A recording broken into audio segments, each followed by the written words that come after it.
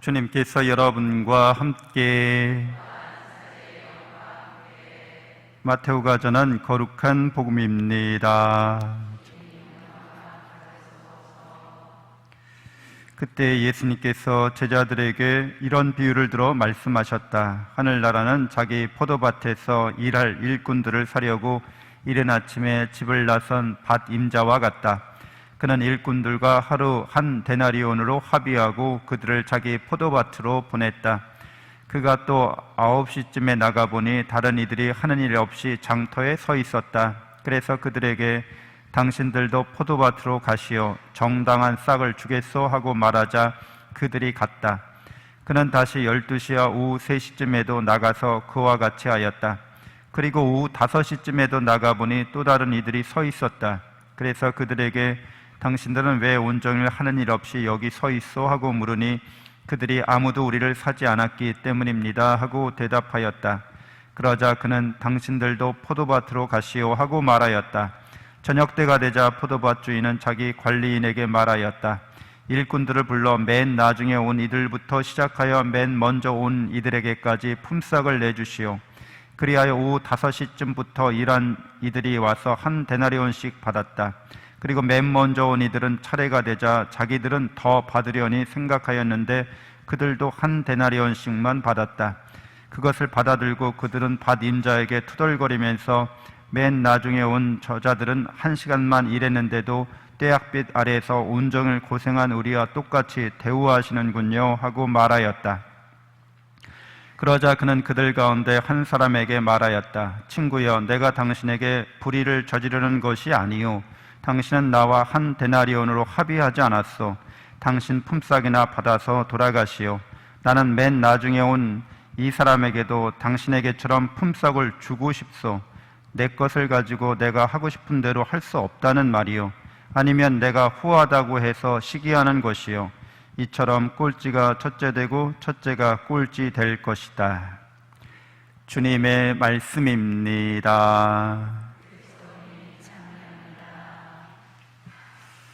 참 예수님, 하나님의 복동이 고맙습니다. 고맙습니다.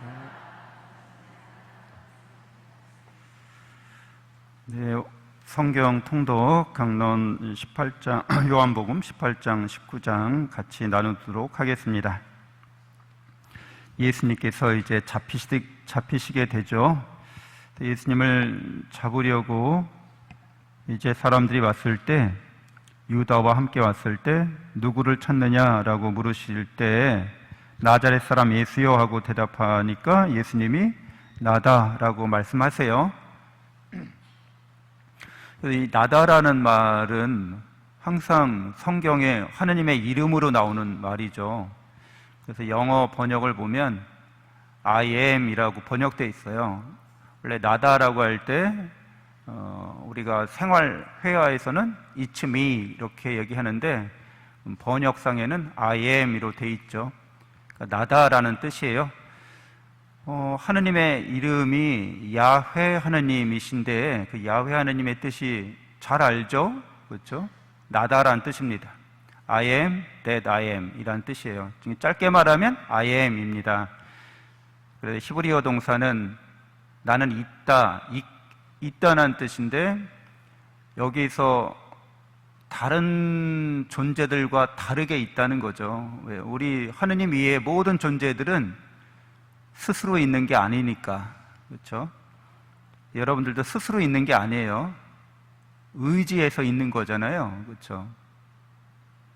나는 이렇게 지금 육신의 생명력이 우리가 산소를, 이 공기를 호흡하면서 만약 진공 상태가 되면 금방 우리의 육신은 더 이상 살아있을 수가 없겠죠. 우리가 태어날 때도 하늘에서 뚝 떨어진 게 아니기 때문에 부모님의 의지에서 있는 거예요. 이런 지구라는 행성도 이게 있는 게 아니에요. 실제로는 다른 거에 의지해서 겨우 있는 거예요. 겨우. 의지하는 것들이 하나만 잘못돼도 없어져 버리는 것들이에요, 다. 그러니까 하느님 위에는 있는 것들이 겨우 있는 거예요. 정말 있다고 생각하시면 안 돼요. 실제로 있는 건 아니에요. 그러니까 나는 있다라고 할 때 의지하지 않고 있는 존재를 말씀하시는 거예요. 당신 자신을. 다른 거에 의지하지 않고 있다는 거예요. 이게 하느님이란 뜻이에요. 또 있게 하다라는 뜻도 있어요. 그러니까 타동사적인 의미도 있는 거죠. 그래서 모든 걸 있게 만드는 분이시라는 거예요. 우리가 이렇게 멀쩡히 있잖아요. 그분의 사랑과 은총 안에서 이렇게 멀쩡히 있는 거예요. 지금 이렇게 태양도 저렇게 우주 공간에 저렇게 멀쩡히 떠 있잖아요. 지구보다 몇십만 배나 큰 저 뜨거운 불덩이가 공중에 이렇게 멀쩡히 있죠. 되게 신기하죠. 하도 봐서 신기하지도 않죠. 이제 저 뭐 그냥 떠 있는 거지 뭐. 그렇게 떠 있을 수 있는 게 아니에요. 지구가 둥근데 그 태양 주위를 엄청나게 빠른 속도로 이렇게 공전하고 있죠. 또 태양도 우리 은하계의 중심에 블랙홀이 있거든요. 그 블랙홀을 중심으로 우리 태양도 공전하고 있는 거예요. 우리 은하계 자체가 이렇게 움직이고 있는 겁니다. 그래서 여러분은 매일매일 우주 여행을 하고 있는 거예요. 미지의 우주로 계속 이 지구라는 행성을 타고서 우주를 여행하고 있는 여행객들이죠. 그 모든 것들이 하나님께서 있게 만드시는 거예요. 보존해 주시는 거죠. 그리고 항상 하나님은 우리와 함께 있습니다. 그러니까 나다라고 말씀하실 때 I am이라고 말씀하실 때 당신이 하나님이라는 걸 밝히시는 거예요. 근데 사람들이 하나님을 잡으러 왔어. 하나님을 죽이려고. 되게 이상한 일이죠. 엄청난 모순된 일이 발생하는 거죠. 그래서 예수님이 이제 잡혀주시는 거죠. 우리를 죄악과 죽음에서 구원하시려고 죄인들에게 사로잡히십니다. 굉장히 모순적이고 역설적이죠. 그래서 인간을 창조한 이가 피조물에게 죽임을 당합니다. 굉장히 역설적이죠. 모순적이죠. 그래서 빌라도가 이제 신문을 합니다. 그래서 빌라도가 예수님이 하도 말씀이 없으시니까 나는 너를 죽일 수도 있고 살릴 수 있는 권한을 받았다고 이야기하세요. 그래서 예수님이 그 말씀에 대해서 나는 진리를 증언하려고 태어났으며 진리를 증언하려고 세상에 왔다. 이렇게 말씀하십니다. 진리에 속한 사람은 누구나 내 목소리를 듣는다 라고 말씀하시니까 빌라도가 예수님께 물어요. 진리가 무엇이요? 라고. 근데 이후에는 대화가 이제 제게 이렇게 쭉 이어지지 않습니다. 이거 우리가 묵상해 봐야 할 거라는 거죠. 진리가 무엇인가? 사실, 진실이 무엇인가라는 거죠. 이렇게 태어나서 살고 있잖아요. 도대체 진리가, 진실이 무엇인가를 우리가 곰곰이 생각해 봐야 되는 거죠. 묵상해 봐야 되는 거죠. 이런 건 도대체 왜 있는 건가? 나는 왜 존재하나? 진리, 진실 안에 그 답이 있다는 거죠. 그래서 진리와 진실을 잘 추구하는 거를 지혜롭다고 그래요. 팩트에 맞게, 진실에 맞게 살아가려고 하는 것, 그것을 우리는 지혜롭게 산다고 하는 거죠. 그러니까 진리를 추구하고 그렇게 살아가는 것이 지혜롭고도 올바른 일이 되죠. 아, 올바르게 하고 있네. 그리고 잘하고 있네. 잘 살고 있네. 이렇게 되는 거예요. 그러니까 진리는 굉장히 중요합니다. 진리를 모르면 우리는 어리석고 그릇되고 잘못 사는 거죠.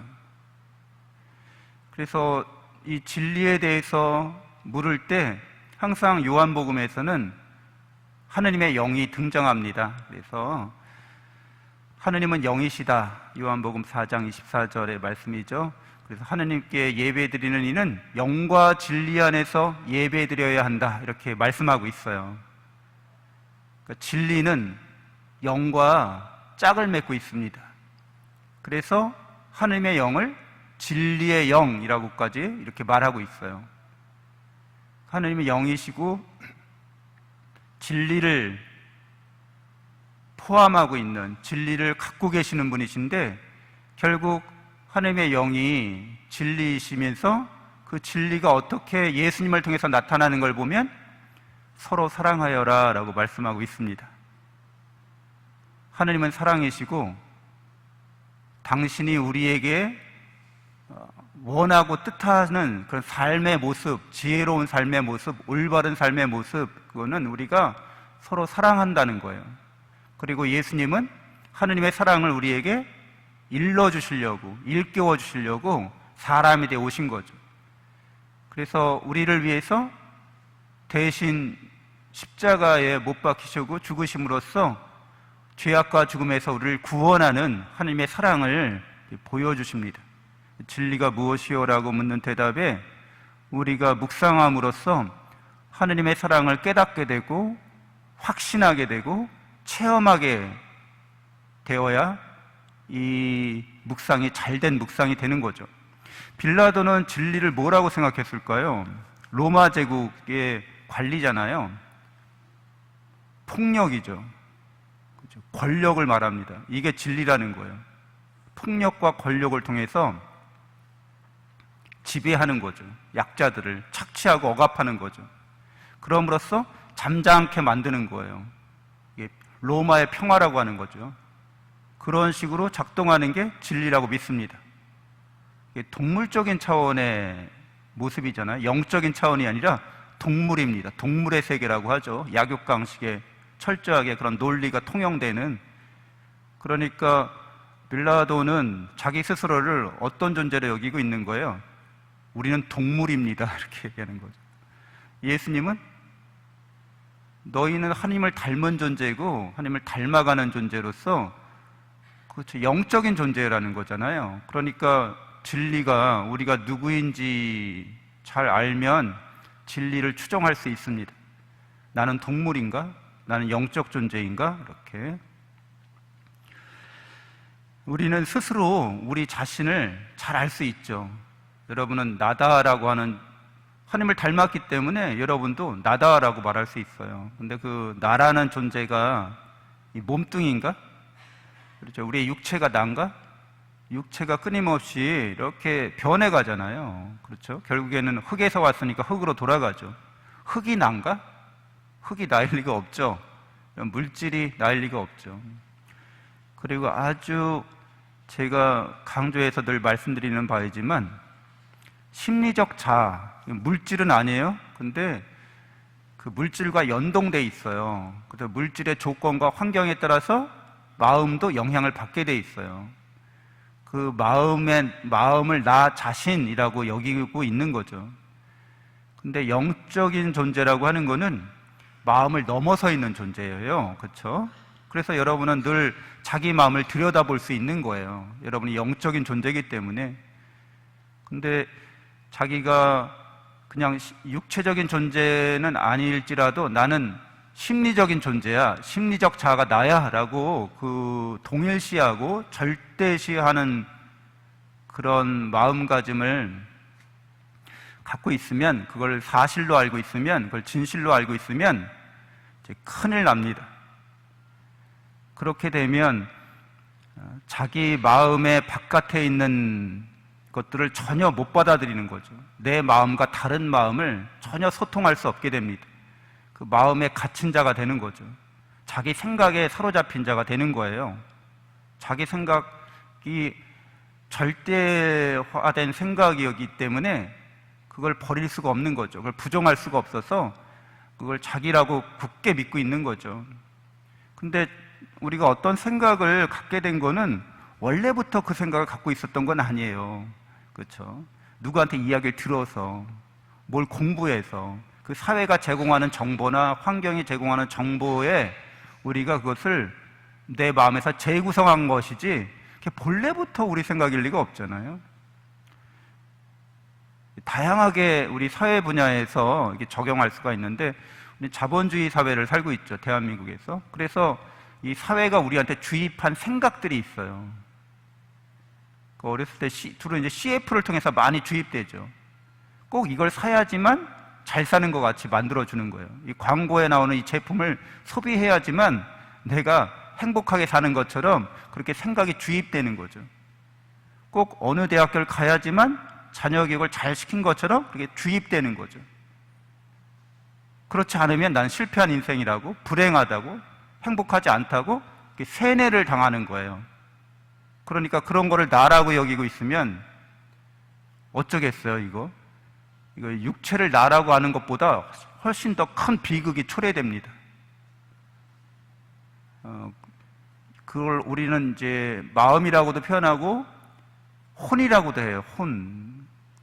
그래서 그 혼이 잘못되면, 그러니까 마음이 잘못되면 이 세상을 떠나서도 안식을 누리지 못합니다.